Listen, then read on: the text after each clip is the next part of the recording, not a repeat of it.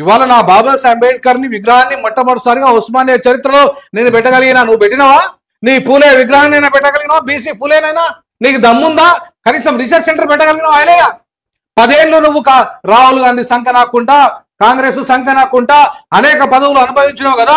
ఒక పూలే సెంటర్ పెట్టగలిగినావా? ఉస్మానియా యూనివర్సిటీలో ఒక అంబేద్కర్ సెంటర్ పెట్టగలిగినావా? అంబేద్కర్ విగ్రహం పెట్టగలిగినావా? పూలే విగ్రహం పెట్టగలిగినావా? పూలే సెంటర్ పెట్టగలిగినావా? నువ్వు ఇవాళ మాట్లాడుతున్నావు అంటే ఏంది? నీ ఆర్ఎస్ఎస్ బీజేపీ ఎజెండాని ఇండైరెక్ట్ గా నువ్వు సపోర్ట్ చేస్తున్నావు. నువ్వు నయా మనువాద ఐలయ్య గారు మా మాల మాదిగల మధ్య పంచాయతీకి మాత్రం రెడీగా ఉంటావు, నీ బీసీలు మాత్రం రెబల్ అంటావు. నీ బీసీలు నీ ఎవరు ములాయం సింగ్ యాదవ్ మా మద్దతుతో యూపీలో ముఖ్యమంత్రి అయితే అక్కడైతే నూతన ప్రజాస్వామిక విప్లవం వర్ధిల్లిందని అంటావు. నీ గడ్డి స్కాము చేసిన లాలూ ప్రసాద్ యాదవ్ జైలుకు పోతే మండల్ హీరో అని రాస్తావు. నీ నరేంద్ర మోడీ ప్రధానమంత్రి అయితే ఆ హిందుత్వ హీరో అని